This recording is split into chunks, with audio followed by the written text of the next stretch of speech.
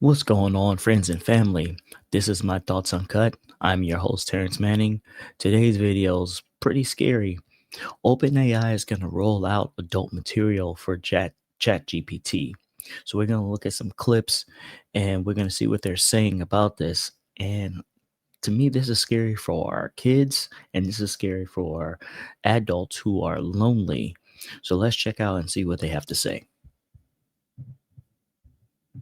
Change coming to OpenAI's ChatGPT. A little talking dirty. Well, talking some naughty bits is what we're talking here. Not quite yet, so don't go trying it right now, but coming up soon. OpenAI says that its very popular ChatGPT chatbot is indeed going to learn to talk dirty as long as you're a consenting adult. So it's not going to be for kids, not going to be for teens. You're going to have to be an adult to use this, but apparently if you want it, if you want to get that kind of content, it's coming. Now, this is important because at the moment, there are guardrails up. ChatGPT will only get flirty or erotic up to a certain point. But OpenAI CEO Sam Altman says, no, we are going to start mixing it up in December. We're going to lower those guardrails and allow certain users, i.e. adults, to have access to naughtier content if they so choose. Is this a good thing? Well, the National Center on Sexual Exploitation said in a statement that, quote, sexualized chatbots are inherently risky and can impact mental health through what the organization calls synthetic intimacy.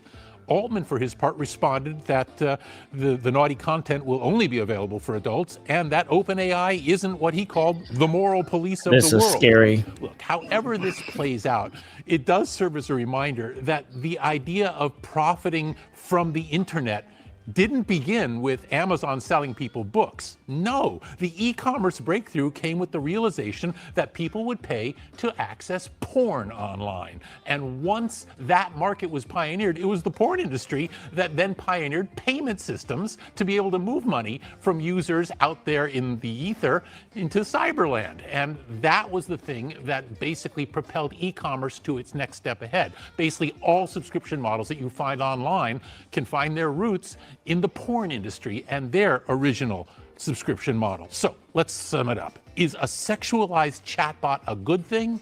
I have no idea. Was it inevitable? Of course it was. Yeah, this is getting crazy, family, because there's so many things that you have to consider. You have to consider the circumvention of risk to minors and the ineffectiveness of the age gating.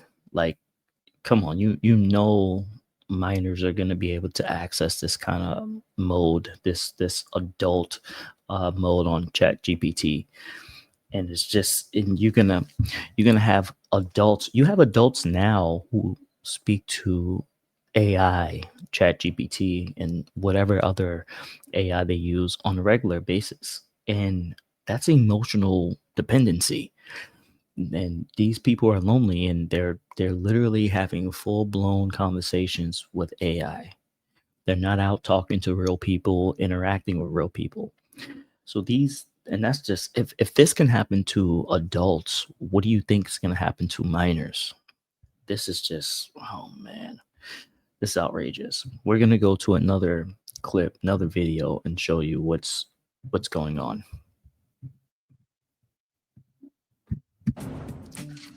Welcome back to The Takeout. On the show, we are very curious about and enjoy discussing all sides of artificial intelligence, benefits, concerns, even potential nightmare scenarios. This one, let me say with some delicacy, is a new angle. This week, OpenAI's ChatGPT, I can say it, announced a policy change that will soon allow adult users to access a less censored version of that chatbot that will include, drumroll please, erotica. Ashley Gould joins me now. She is the senior tech policy reporter at Axios. It's great to have you here. So, this is all for money. Sam Altman, when talking about this, said this version will behave in a more human-like way, and I'm going to quote him here, but only if you want it, not because we are usage maxing. That sounds vulgar, even though it isn't. What does he mean by that? Let me try to explain. Please. Usage maxing would be trying to engage as many users as possible so that you have a lot of people on the platform, a lot of people using it, a lot of people putting in information that the chatbot can then train on. It would up engagement is what he's talking And its about. engagement is important because they're not yet profitable. They're not yet profitable, and the more people that are on the platform, the smarter the platform. You hear that? They're not yet profitable. This, let's call it for what it is. This is essentially AI pornography. That's what it is. Now you have pornography with real humans transitioning to pornography with artificial intelligence. This is wild. Platform gets, because more and more people are putting in, inputs for the chatbot to then take and, train itself on and, spit back out relevant information. And we're not shy about this, but let's be honest with ourselves about the beginning of the internet revolution. It was in part fueled by desire for internet porn. Absolutely. Absolutely. And this is something that these companies have to think about. Do they want to be a safe space that anybody of all ages could go on, learn some things, enjoy? Or is it going to be really an adult-only experience? When you have that, there has to be a lot more safety measures in place. And how do the tech masters get to the place where they are truly policing that space to make sure adults are adults and children are not falling prey or victim or overly using this or becoming addicted to it? It's the most difficult thing in the world, and we have seen the traditional... And their track record is to be perfectly generous, mixed at best. Absolutely. We've seen this with Meta, with YouTube, with Twitter, with Snap and TikTok. It's really hard to make sure that these spaces are safe for children. You could have the strictest policies in the world, but kids can get around them. Teens can get around them. They can look at something that an older kid was able. And that's exactly the issue. There's so many ways that kids can get around these restrictions. They get around restrictions now for pornography. Pornography is, it's a $200+ billion industry. 200 billion.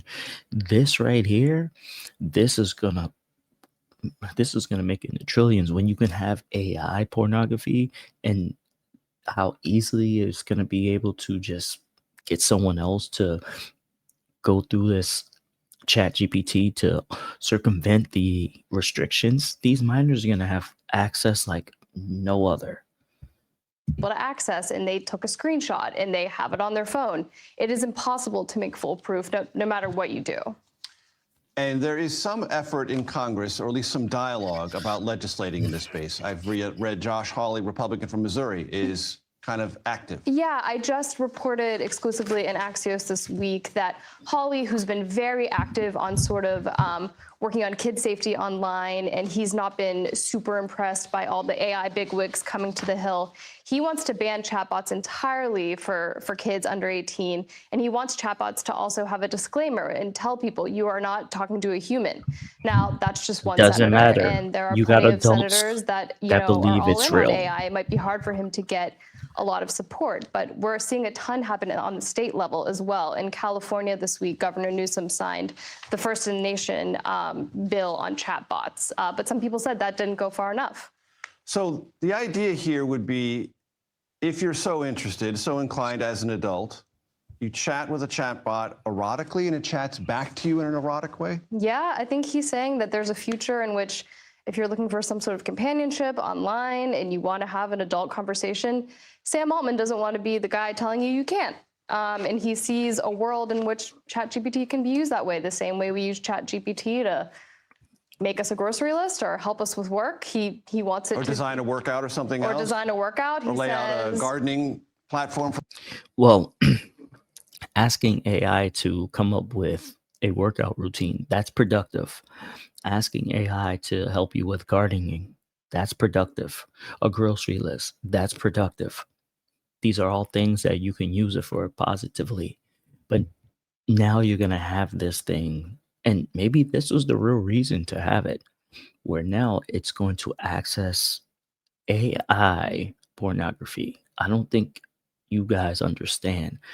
You can prompt ChatGPT for different things, and you're going to be able to prompt it to do and say whatever you want, pretty much. They claim that there's going to be some safety measures, but I don't see it. I don't see it. The backyard or whatever. Yeah, right now he's saying, who am I to tell you you can't use it this way? And who am I to say to myself, I can't make money in this space and justify it some other way? Well, That's that what could it be is. Some of the subtext, yeah. Because it would be, to go back to our original conversation jumping off point, there is a history where access to this information does bring more people and for a longer period of time, both of which are transactional in this space. And these companies need user engagement. They need people using the platform. Look, I don't care if I don't think adults should be doing this, but they're adults. You can do whatever you want. You can engage in that kind of activity with pornography AI or just regular pornography. You're adults. It's not good for you, but you're adults. This is going to open access for children to be able to see and use. And there's something that we got to do to stop this. This should not be allowed. Let me know what you guys think. Leave some comments, feedback. I will respond as well. I hope you enjoyed the video. Like, subscribe for the YouTube algorithm, and I see you next time. Peace.